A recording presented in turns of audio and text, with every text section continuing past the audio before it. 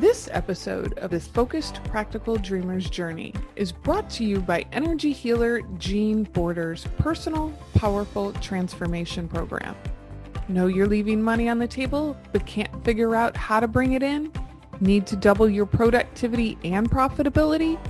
Need an extra push to get things moving in the right direction? Visit www.focusedpracticaldreamer.com/transformation now and apply for a business consultation with Jean. Welcome to the Focused Practical Dreamer's Journey, where we take out your emotional baggage and heal your emotional body so you get to enjoy the success you desire and deserve. Prepare to feel a sense of relief and empowerment as we get rid of the baggage you've been carrying that's held up your business success up until now. Be sure to visit our website at www.focusedpracticaldreamer.com. While you're there, subscribe to us via your favorite network. Now, lean in, get comfortable, and prepare to take off. Hello, everyone. This is Jean Border, your host for the Focused Practical Dreamer's Journey podcast. And I have a special guest with me here today. This is Lisa Zawrotny. And I can tell you we've had a little bit of a conversation before we ever got on the air. So we're talking today about decluttering the mind and how that affects your personal life, but also your business decisions and your business interactions. Hi, Lisa. How are you? Good, Jean. Thank you so much for having me. Yeah, tell our listeners a little bit about you. Oh, I would love to. Thank you so much. Hi, I'm Lisa Zawrotny. I'm the founder of Positively Productive Systems, the host of the Positively Living podcast, and a productivity strategist and accountability coach, very specifically for creatives and caregivers. And, so much clutter is connected to that. I'll tell you. I have certifications in positive psychology and stress management. And the reason behind all this is that I'm bringing forth this idea of compassionate productivity. We talk about productivity all the time in terms of how much more we can do. And I want to talk about doing less and living more. And so that's my mission, and that's what I'm all about. And when I'm not specifically on that mission, I'm on the mission to live more myself with my passions. And that includes hanging out with my family, my husband and kiddos, acting like a rock star with them. We actually have a band, watching movies, or sometimes just hiding away from the world with a really good book and an iced coffee and probably trapped under a cat. Okay, so off topic, but I'm going to have to go back to the band. What do you play? You sing? What do you do? I do all the things. Right now, I'm currently bringing my voice to the specific band, but I do play a number of instruments. And one of the things I'm doing right now is learning how to play bass guitar, which I think is kind of cool. Oh, yeah, my brother plays bass. He started with regular guitar, then bass, and he's got a million ukuleles now too. So yeah, it seems to be like a gateway. yeah.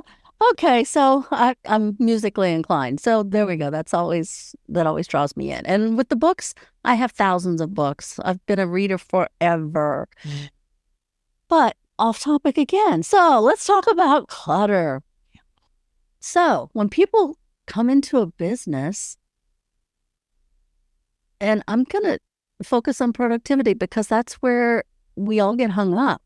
We get a to-do list. Mm-hmm. All the things we have to do, all the things we have to learn, all the people we have to talk to, all the marketing things we have to do. How do we figure out how to let some of that go and be compassionate with ourselves? Yes, it's really hard. And that's something people don't talk about. They really just don't.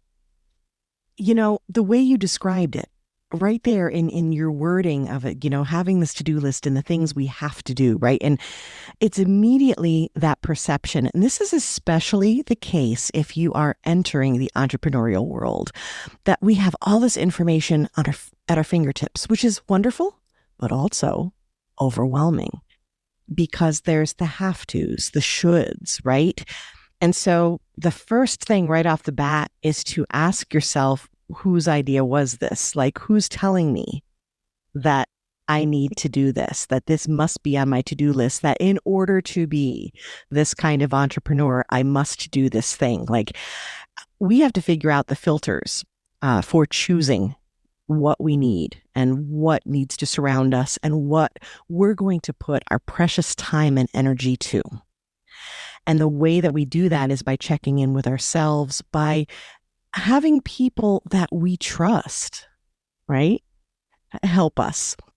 Not just coaches, but it can be friends, it can be anyone, but those who understand us and how we work best and really what we're all about, right? It goes back to our values and our goals. So there's a whole list of things we could be doing, but just because you can doesn't mean you should. And so I think the first question is, you got this big list and you're like, how do I get this all done? The first question is, where did that come from? And is that, approved by you? Really check in with your gut. You'll know right off the bat if you need to start questioning it. And the more you get into your business, the more connections you make with people and the more demands that seem to be on your time, on your expertise, on helping them grow their business. At some point, you have to say, where are my priorities? Yeah.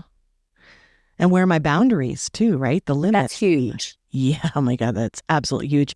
And that is a form of clutter. So what you're saying too, let's say you're, you know what, you're listening right now. I'm going to go ahead and guess that you are a giver, right? You're a helper, right? You want to offer whatever you can to make this world a better place. And when you do that, people will take. And I don't even mean that in a negative way. You give, they take. It's a beautiful symbiotic relationship until it's too much for you. So making sure that's a form of clutter, right? That you're now, or you've cluttered up your calendar basically because all your time is being spent on other people's urgent. I always ask when you're like, oh, this is urgent, like, whose urgent is it? Again, it's all about asking those questions.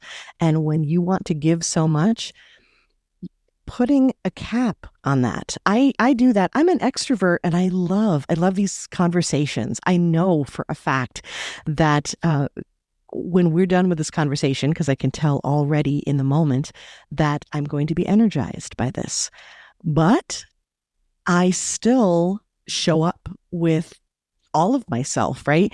And it's still a drain, like on my focus, right? On my time. And so I need to honor how much of that I can do per day, right? I need to know what my limits are and to have caps on that. And so then when I do, today's jeans day, right? I'm here and I'm offering myself fully. And then after this, I'm done because I know that's what my limit is. So you can still give so freely and so beautifully, but know your limits. That's definitely one form of clutter.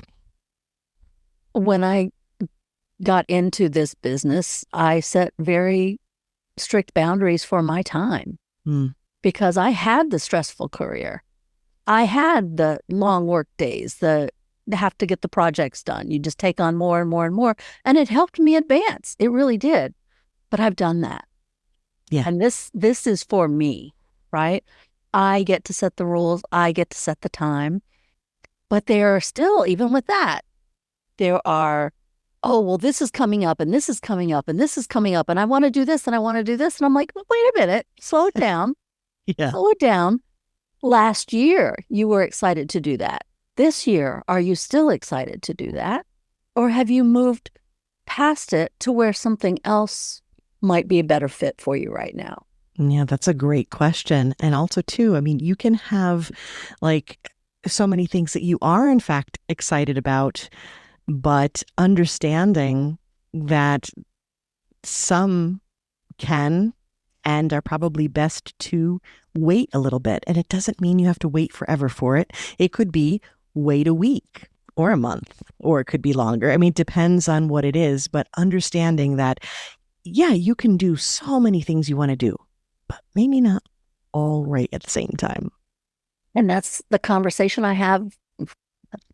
I'm going to say it's a common conversation I have with some of my clients. Yeah, same. It's maybe not, it's a no forever, but it's no for right now. Exactly. Because something else is the priority. And so that's the beautiful thing. It's less about saying no and more about what you're saying yes to. When you say yes, when you say no, you're saying the opposite to other things. So it's determining what are you saying yes to. And sometimes, as hard as it might be, when we want to give to others, when we are excited as creatives to do more and all the things are happening, but sometimes we have to choose ourselves and our health and that time to rest and recover and recharge. And it can be challenging not only when we feel like we have expectations to give, but also in that excitement. I work with multi-passionates and it's like, ooh, next things, bright shiny objects. I can't wait. Oh, and it's like putting a governor on yourself, right? You're like, I'm holding myself back. But at the same time, you're like, yes, but you're priming that productivity, because when you do start, you're going to have so much better energy and focus for it. And, you want to be as healthy as possible. Like you said, in, a high pressure job, you are getting stuff done, but at what cost? You can still get the stuff done as an entrepreneur without that cost associated with it.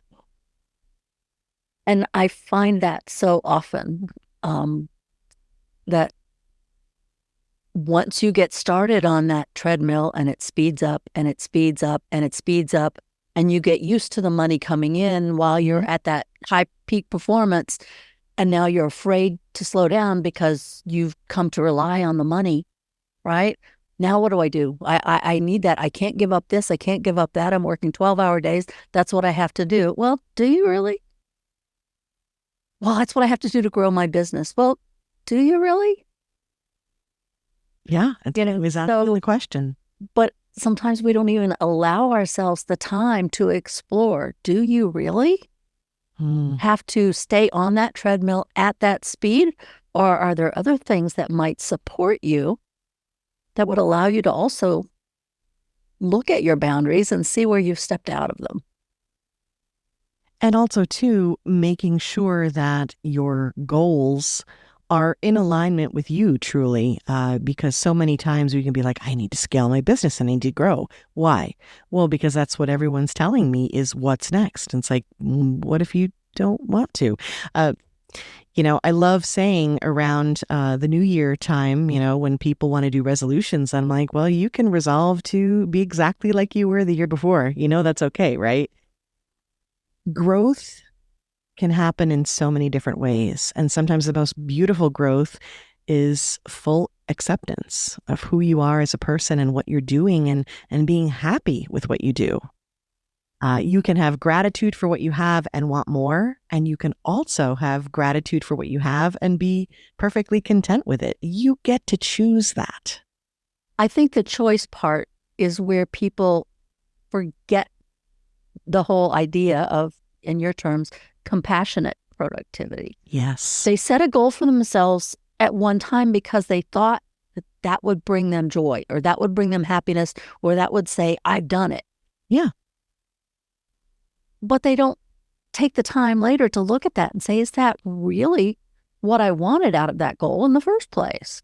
Is that really why I set that goal for myself? And am I still needing that result to feel complete in myself? If that makes sense. Yeah. And it can also be that, your life circumstances change, and it's like, I would still love to reach that goal, but I need to change the runway. I need to change the timeline. I need to change what I'm capable of doing.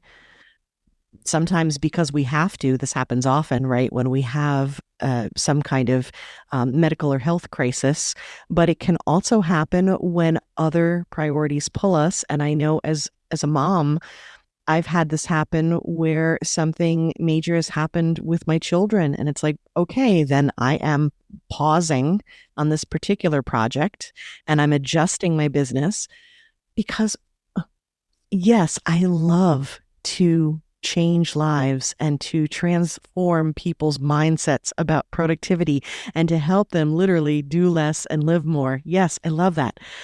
But also, part of why I did what I did is to have that flexibility to be able to live more myself and to be there for my family. It's a huge value of mine. So having that flexibility, being, that permission to change your mind, to make adjustments, that is a beautiful gift. Right. We don't unwrap it as much as I think it would behoove us to as entrepreneurs. And you touched on something that I think is really important. As an entrepreneur, you get to decide when to slow down your business and when to speed it back up. Yeah. And a few years ago, I was taking care of my elderly father. And when he passed away, I had to pretty much shut down my business. I tried to keep it going, but my headspace, it just wasn't there. It hit me really hard for whatever reason. But I lost clients because of it. There were 2 weeks I just couldn't talk. I just couldn't be there for other people. I needed to be there for me. So that during that time period, I couldn't meet with the clients. And some of them who were just one time, they would go session by session. They found someone else that could help them in that specific time that they needed someone. And I had to be okay with that. Right. But I had to give myself permission to give myself time.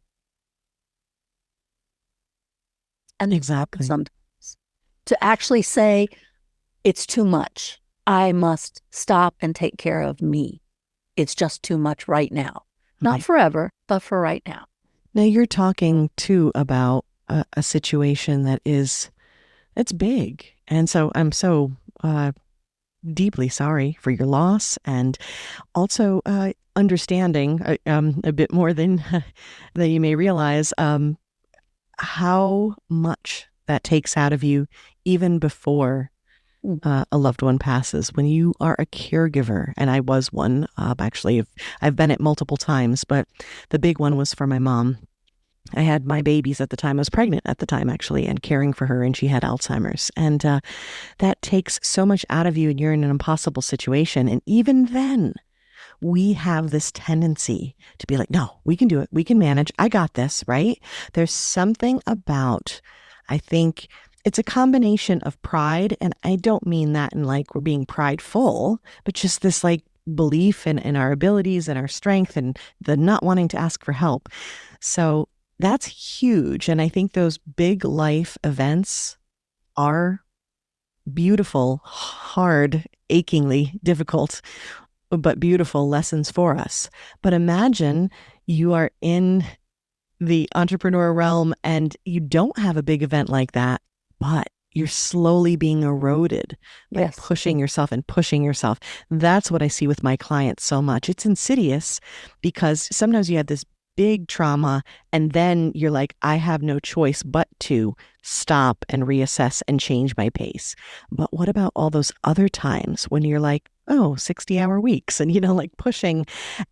You can definitely have boosts. I like to call them sprints. And I do think that's a good thing.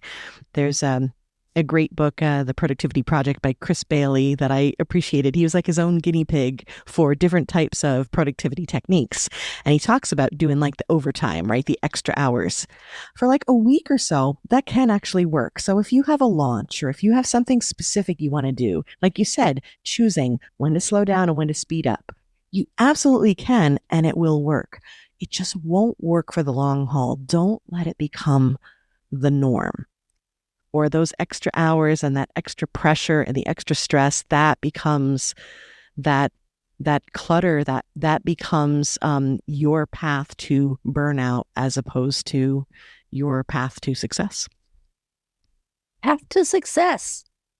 What did your path to success look like? How did you get from where you were to where you are now? You're going to need a GPS and a lot of turns, baby. So I did mention being a caregiver for my mom, and this was that achingly beautiful life lesson where when she passed, I kind of looked around and I was like, oh my gosh, what now? And the instinct we always have is to add something. What do I need to do? Right. And we were financially hit by it as well. And I was like, what do I need to do? Do I need to get a job? Like what's happening here? And there was a voice inside me that said, take a moment, take a breath. Let's clear out things. And I figuratively, emotionally, literally went through the clutter that was, all of the unattended items, because when you go through survival mode, you have to let go of a lot. The absolute, the negotiables, and sometimes, the non-negotiables even, you have to set aside depending upon, what your limits are. So I finally went through boxes and bins of paper and things that I had just not tended to because I didn't have the bandwidth. I cleared a path for myself. So the success path actually in that time of overwhelm and survival mode started by clearing a path. And then I realized how healing that was to have that space. You know what it's like, right? When you declutter a closet or, you go through your junk drawer or something like that. And it seems so simple and so silly, but it's absolutely true. And I know you're listening and you know it in your heart when you actually breathe easier. You're like, I'm walking by the linen closet. How is this possible? But I feel better. I feel lighter. That's what I felt. And I was like, ooh, I'm onto something. And my MO is always like, I figured it out. Let me help. And I started helping people as a professional organizer because that was the very tangible way to help them feel better, breathe easier, reduce the overwhelm. But the minute I stepped in someone's home to help them with the stuff, I realized that stuff was so deeply connected to the head and the heart. And we see this in extreme cases on shows like Hoarders, right? Yes, they go in. Yes, they clean out. Yes, there's tons of decisions to make. There's a lot of stress. What else do? They bring them a therapist to help them process it. I was like, oh, I feel like getting to the head and the heart is the key here. It's the key for sustainability. It's the key for being long lasting. And it's the key to even being a shortcut sometimes. Because when we know in our hearts and we're in alignment and we know in our minds we have that space to think and to breathe and to make the best decisions for ourselves, the stuff will actually fix itself. And so that was the starting point of me saying, okay, it's about productivity, but not in the way you think. And it's about really being trauma informed and grief informed and being compassionate. I basically fell into positive psychology because I realized I reverse engineered the fact that that's what I was doing. And yeah, as I say, the rest is history. But yeah, it's been many twists and turns to get here. But the more that I work with people, the more I know this is the right path to be on, because too much of our society just, praises us for the busy and the pushing and the achieving without understanding the cost of it and what's really important. And I think that we can have a beautiful combination of the two. So when someone comes to you and they don't even know where to start, yeah, how do you start? We start by reducing the overwhelm. And one of my clients said, you calm the storm. And we would do that every single session where I have all the ideas and all the to-dos and I feel so overwhelmed and oh my God, too much to do, too little time. And so the first thing we do is declutter your mind. And that brings us right back beautifully full circle to this idea of mental clutter. So, and the mental clutter can be different kinds. And I think we've touched upon some of these things. It can be the information overload of too many ideas because I'm excited, or too many ideas because I'm kind of new at this entrepreneurial thing and people are telling me I need to do this stuff. It can be our limiting beliefs, like, I really want to do this, but who am I to do this. I felt that way when I started my podcast, and now nobody's stopping me. I love it, but yeah, you feel that way. It can be, the stories and the demands and the expectations of our identity. I work a lot with it because it's especially women, caregivers and creatives who have a certain identity. And it's like, well, if I don't do this thing, then how do I identify? Even just if I don't do things, am I productive? Yes. And you're also worthy. So just shortcut answer right there. So yeah, the first thing we do is say, okay, let's get it all out of your brain. So we do, David Allen calls it a mind sweep. You can call it a brain dump. It's a form of decluttering the mind and putting everything that's taking your attention and causing you stress and concern and putting it in a safe space to figure out how to process it. And then actually I can walk a client very quickly through processing that. And you would be amazed at how much we can remove from that list in just one session. So that's step one. So step one is to create a list. Yeah. To go along with your other list. Yes, but it's not a to-do list. And that is the real key. That is your capture list, which I call your to-choose list. Ooh, I like that. Thank you. That's so important. It's not your to-do list because that's what happens a lot. Well, I'm so distracted and I have so much to do. Let me make a list. So you're right. And I love lists. I'm a big fan of lists. I have many lists, but I do too. But yeah, that list that I'm talking about of really doing that mental decluttering is not your to-do list. It is your to-choose list. It's the pool from which you choose. And it can be many things that you choose. Sometimes what you choose to do is bless and release, right? And I do have a 4D system for that. If you'd like, I'd be happy to just quickly share those. Sure, that'd be great. Okay, yeah. So the first D is decluttering. It is understanding that, okay, it might have been a good idea at the time. You said it so beautifully earlier, where it's like you have something, you had it planned, you knew you were going to do it, right? And then, but does it still apply now? So my guidance, it always includes saying, don't organize what you don't intend to keep, which is why in traditional physical organizing, you declutter first. Same thing goes for your to-do list, for the things that you expected that, or felt obligated to do. You really need to be clear. Does it still belong? Is it lingering? Because that feeling when you have something that's on your to-do list and then you start a new to-do list and that thing moves again and you just add it on there. And eventually it just becomes a tradition where you're just tacking that stupid task onto that new to-do list. And you're like, but you know what it's doing to you? That's the mental clutter weight of, I'm just not getting stuff done. I'm not productive. It's all that negativity that it brings with it. So what can you release? That's the first D. And there are systems out there, 3Ds and stuff. You've probably heard of this with delegating and doing and things like that. But this order is critical. And I haven't seen this order in this way. So that's what makes my system unique, is that you always declutter first, just like in organizing. The second one then would be to delegate. You ask the question, okay, I have this on my list. It made the cut, right? I didn't delete it, okay? But I ask myself, how can it get done?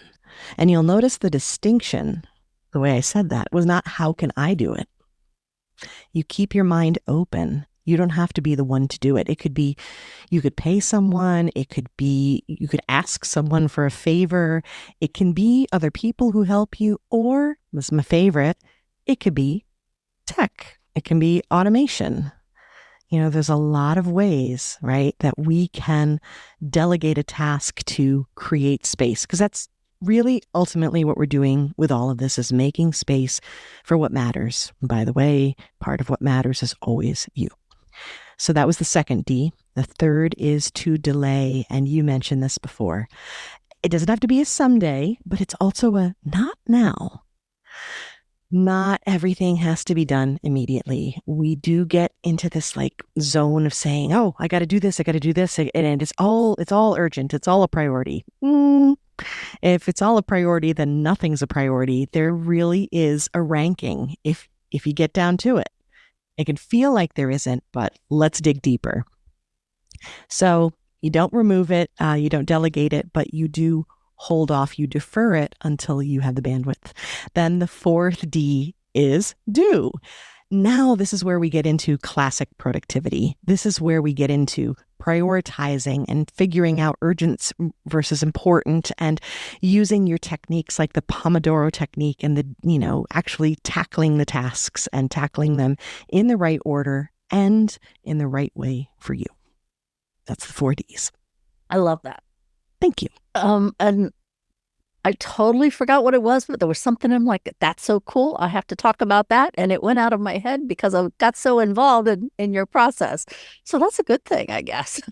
It's a very good thing. Yeah. So we had the deleting, don't list, what you don't intend to do, delegating, asking how it can get done, delaying, it's not someday, but also not now. And then the doing, that's the time to take action and applying your classic productivity techniques. Don't organize what you don't intend to keep. That's what it was. Yeah. I love that.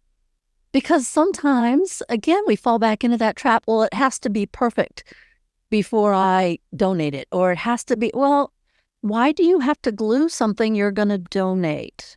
If it needs to be glued and it's not in usable form, maybe it's lived its life, right? Right. Maybe it does make you feel good, but how long is it going to sit there taking up space and cluttering your home before you realize you're never going to do that task? Yeah. For whatever reason. And that's the acceptance we talked about, right? Sometimes, the best thing you could do for yourself is be like, I really wanted to recycle so much of this. It's something that means a lot to me. But right now, in order to keep moving forward, in order to create that space that I need to be the success that I want to be, to help the people I want to help, I need to let this go. I need to be okay with not doing it the way I originally intended. It's letting go of that expectation of the how. And I focus a lot on, who you are and why you're doing what you're doing and where you want to go. And then we get really innovative on the how. And yeah, sometimes it's not only innovative, but it's also accepting of, okay, it's not the how I thought it was going to be, but we're getting the job done.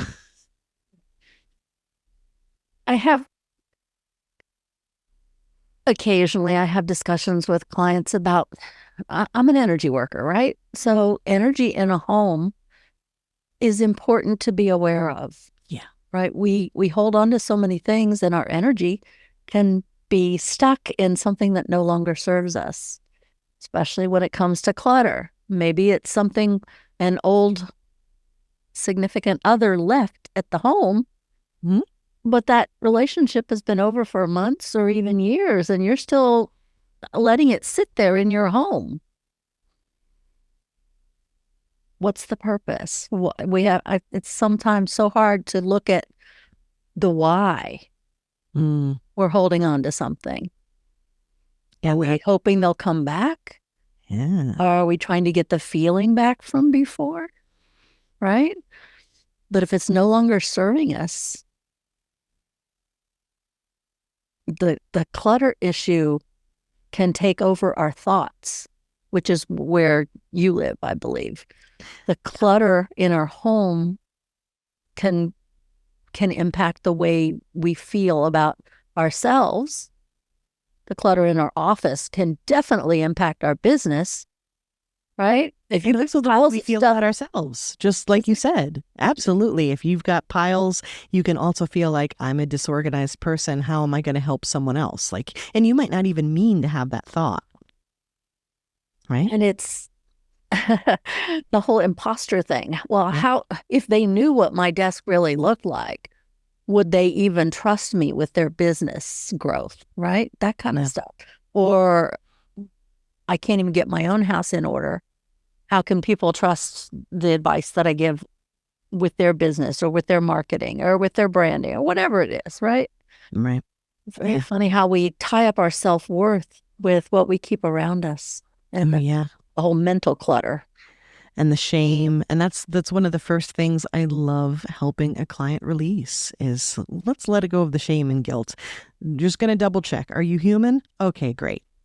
There we go. Yeah, and go back to the whole mechanic's car or the painter's home that's not painted, right? Yeah.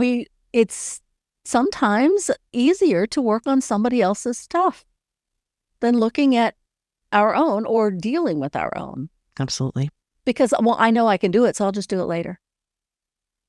Or it's mine, so it's not as important as others. There's so many, right? There's so many stories that we tell ourselves with regard to that. So understanding that we are worthy, understanding that it's also okay.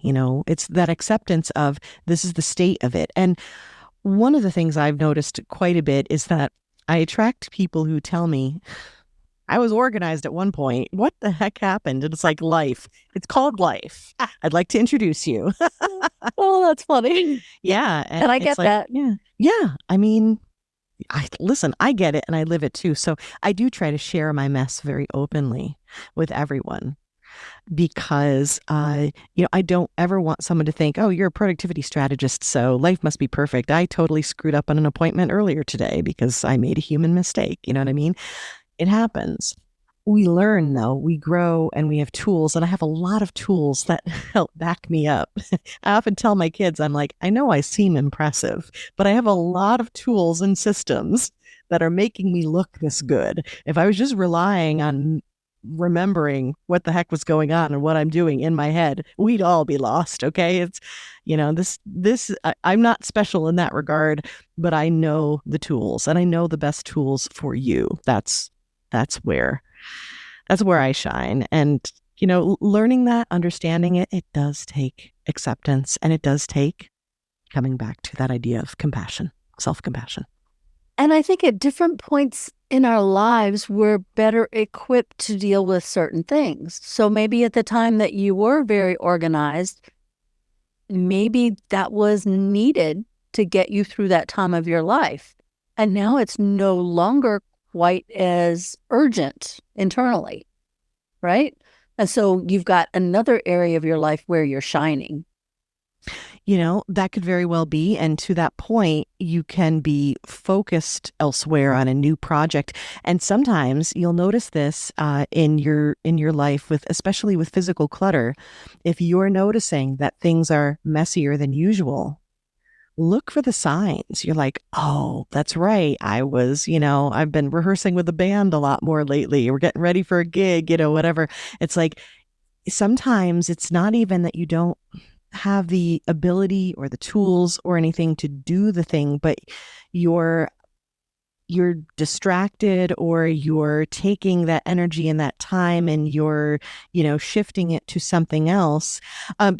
This happens a lot when an entrepreneur will go through a launch or, bringing a new website or new project or doing something like that. There's a lot of focus and extra time. And then it's like the house is in a shambles, and we're eating out of to-go containers and stuff like that.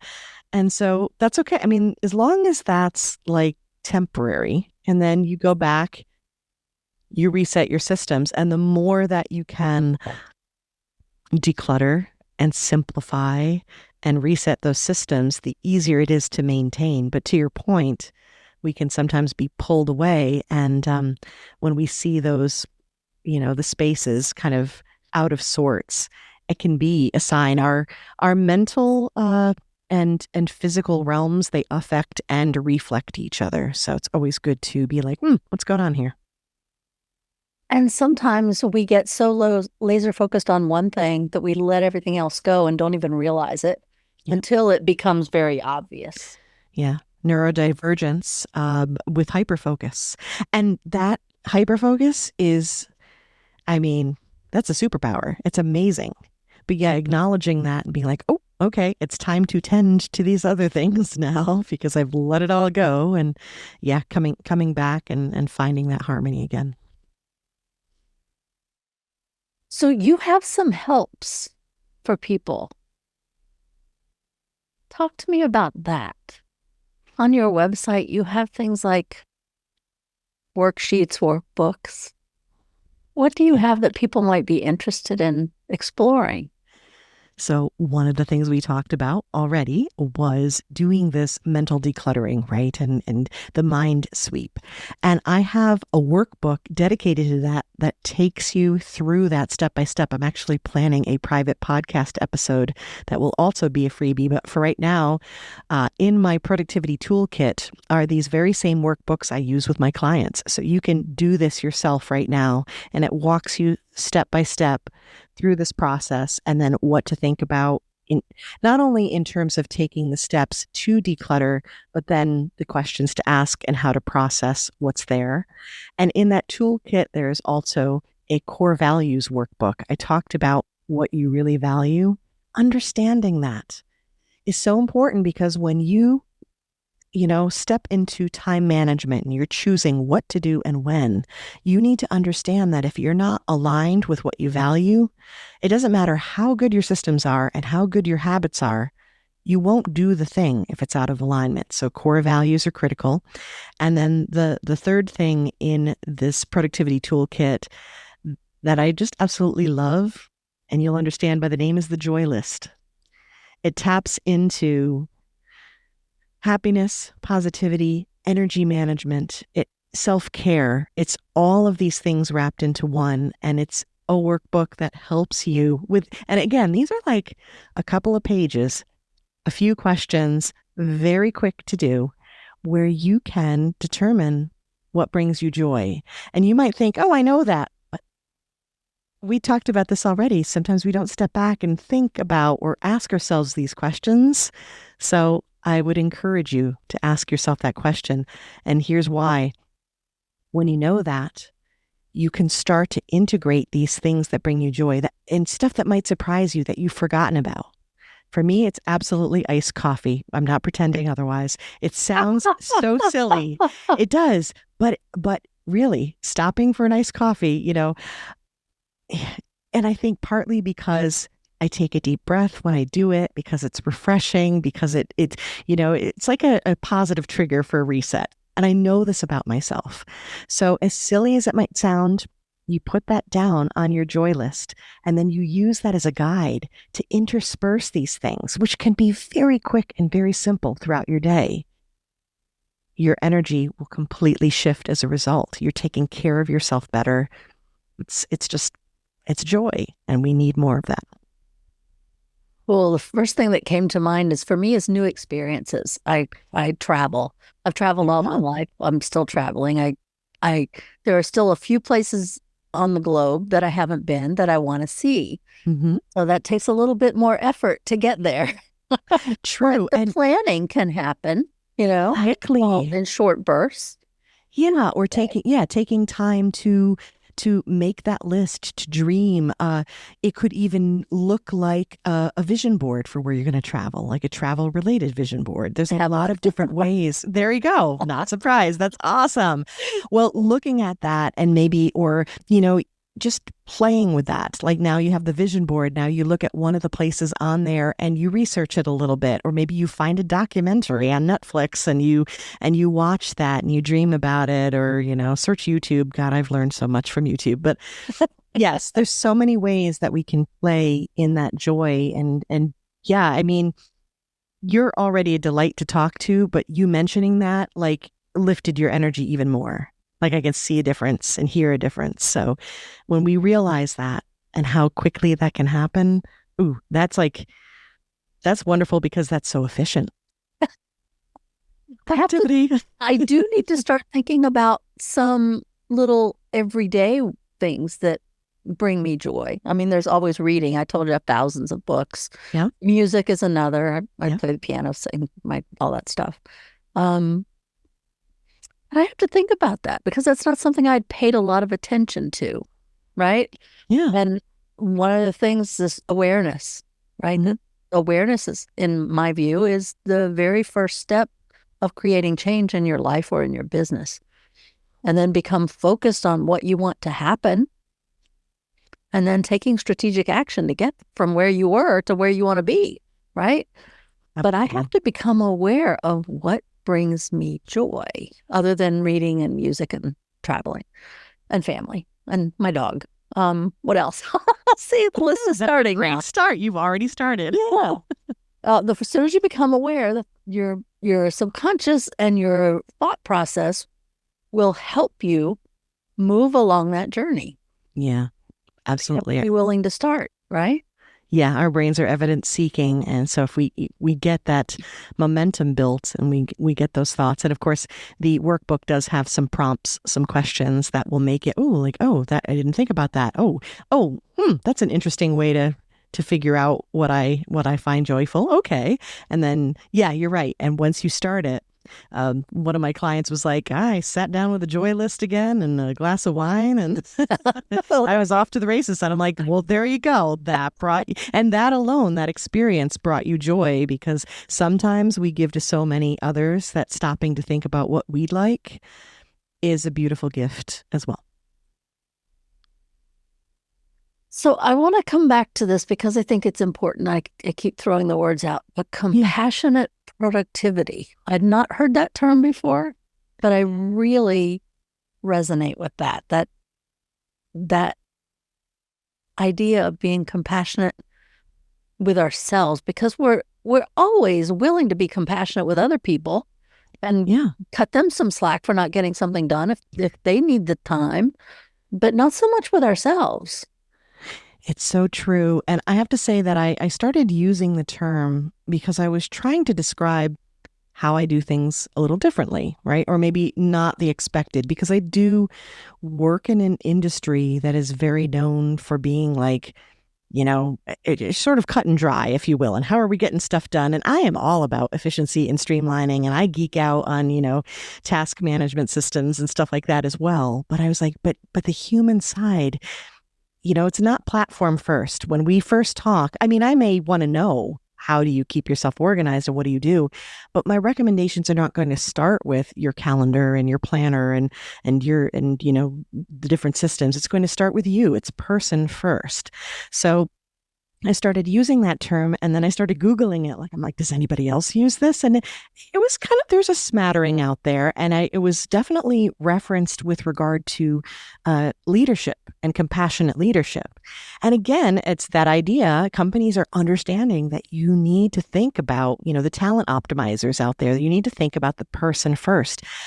And this is positive psychology. It tells us that when we lean into our strengths, when we lean into the good, when we figure out what's working and we go there, it is so much more fulfilling, and then ultimately so much more productive. Compassion is part of the concepts of positive psychology. When you're talking about hope and optimism, the things that will bring us resilience and acceptance, and all of those things actually feed into productivity, I think, so much more than we tend to realize, because we're on the other side of it, identifying it as a do, go, go action kind of thing. I'm like living in my head right now. My head is spinning with all these ideas. Okay. And I'm creating a to-do list, which is not a good thing. It's resonating with you, and it's exciting. Yeah, I get it. But on the subject of to-do lists, I have different ones for different things. Mm-hmm. And I've started even putting down the date that I put it on the to-do list.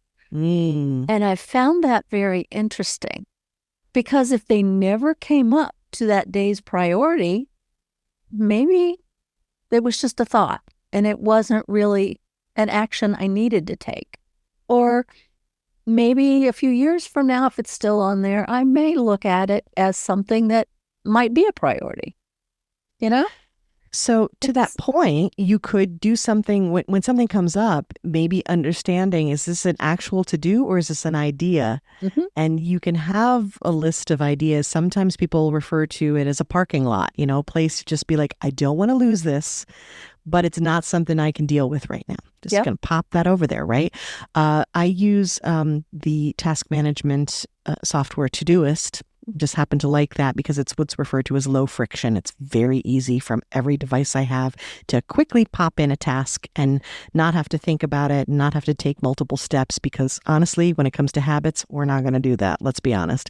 So I love that. And it has what's called an inbox, as well as you can do dated tasks. The inbox is an idea that David Allen mentions, and I mentioned him for the Mind Sweep.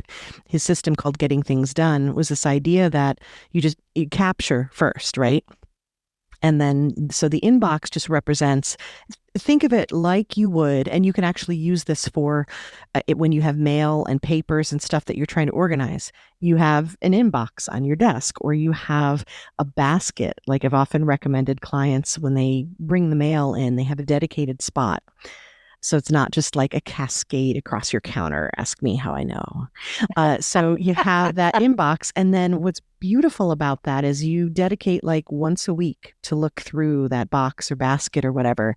And sometimes when you're overwhelmed, when there's way too much in there and you don't feel like you have the time to process it, you can use actually a binary question system. And what I mean by that is this I need to deal with it this week or not? And then you pull out only what you need to deal with this week, and you leave the rest to review again in another week or the next time that you can schedule the time.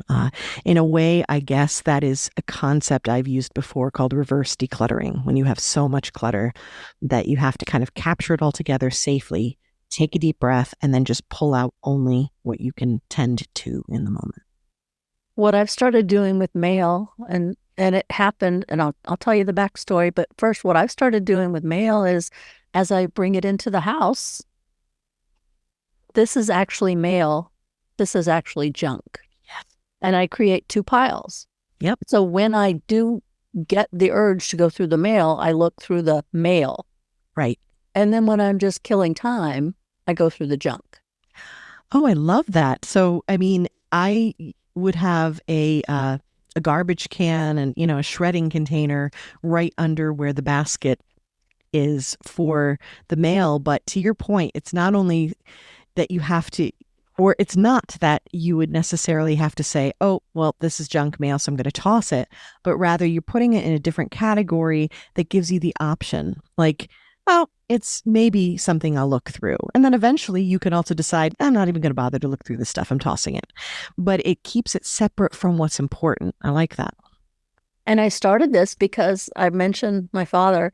Well, he was very giving, and he would donate to all kinds of things. Yeah. When you do that, you get on their list that they sell to all these other nonprofits.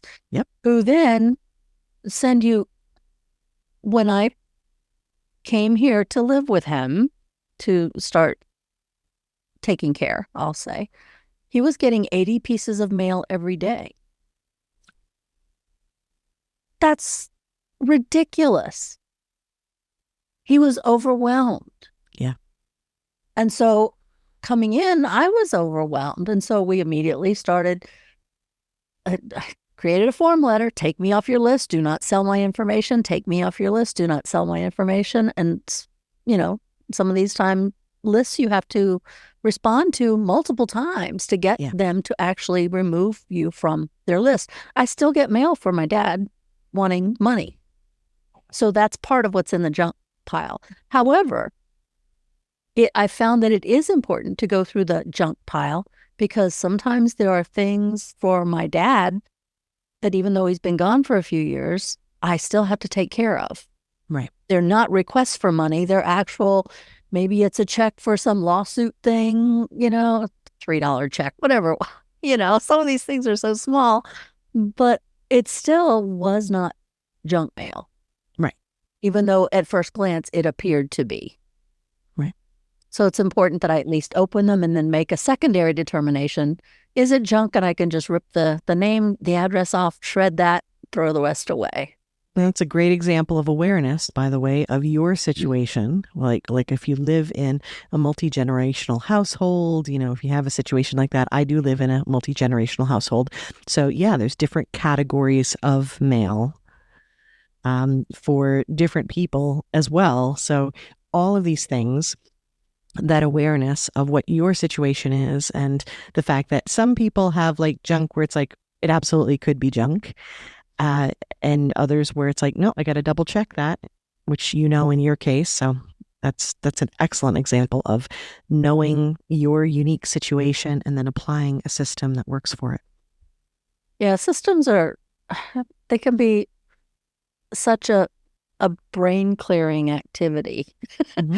If you know it's like driving a car. You don't have to think about every step to driving a car once you're used to driving a car. Mm-hmm. If you're doing the same thing over and over, understand it as a system, recognize it as such. If you're doing it with multiple people in your small business, write it out, create an admin instruction or a technical instruction or just a list, a checklist of things to do in this situation, right? Then you don't have to keep repeating yourself over and over as to what the next step is. So it's a time saver. So it's a way to declutter your mind. It's also a way to delegate work to someone on your team, understanding that if they do the checklist, they've covered everything that you absolutely need them to cover. They may still have questions. Yep. And that system that you're talking about can be so simple. It can be a 3-step checklist. One of my favorite ways to do this, by the way, especially if it's something computer related, is to pop it up and then use something like Loom and just track what you do and talk about it as you do it. And then you now have a video SOP, a standard operating procedure to work with. Yep. Someone I know of uses Zoom and just talks through the whole process and does the whole process and records it as they do it. And then they've got it, right? And everybody can just watch that Zoom. Yeah, you're just sharing your screen. Same idea. Exactly. Yeah. Even if you're doing it by yourself so that anybody else can just, you're doing an in-person, one-person Zoom. It's an instruction and you have the file forever. You do it once. You could take the audio and you could transcribe it too, and then just clean up. The point though is that even if you have a video, there you go. There's your checklist to work with, and it's a great start. The idea being that you don't have to create your procedures separately from what you're doing. It's about thinking about capturing what you're doing as you do it. And leveraging your time so that you don't have to keep repeating the training. Exactly. So cool. So we're getting close to the end of our time together. This has been so much fun. Time just flies when you talk to cool people. So we talked about your worksheets, your workbooks that are on your website. All that information will be in a link below. So if you want to catch up with Lisa, just click on the links below and it'll take you right to her. But I want to give you, Lisa, a chance to come up with any final thoughts, something that we might not have talked about that you might want to leave with our listeners, or are we good? So we talked about clearing the mental clutter. We talked about the delegation. I think we covered a lot of good tactics. So I want to take it back to the mindset of this, remembering you and your values, right? And leave you with a quote from Sophia Bush, which is that you are allowed to be a work in progress and a masterpiece simultaneously. And I love that because it's such an important reminder for us in this moment. You are searching for better ways to do things and better systems and for you to be better. And that's a beautiful thing.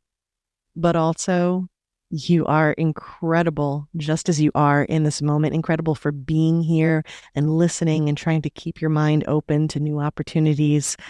So yeah, masterpiece, work in progress. It's both and celebrate where you are right now as well as where you're going. That's cool. I really like that. And that is so true. I'm very big on journeys and growth and just making little course corrections to get to where you want to be, just keep your eye on, keep yourself focused. Exactly. Pick one thing that we talked about today, right? One thing and just try it. And that's a journey and that's progress. And that's cool. Yeah. And that's going to be it for us today. I want to thank the listeners for tuning in. I want to thank Lisa for being here. I really enjoyed our time together. This is Jean Border, your host with the Focused Practical Dreamer's Journey. Until next time. Thank you for tuning in to the Focused Practical Dreamer's Journey, where we take out your emotional baggage and heal your emotional body so you get to enjoy the success you desire and deserve. Remember to visit our website at www.focusedpracticaldreamer.com and enjoy even more great episodes like this one. Again, while you're here, subscribe to us via your favorite network. We look forward to seeing you next time on the Focused Practical Dreamer's Journey.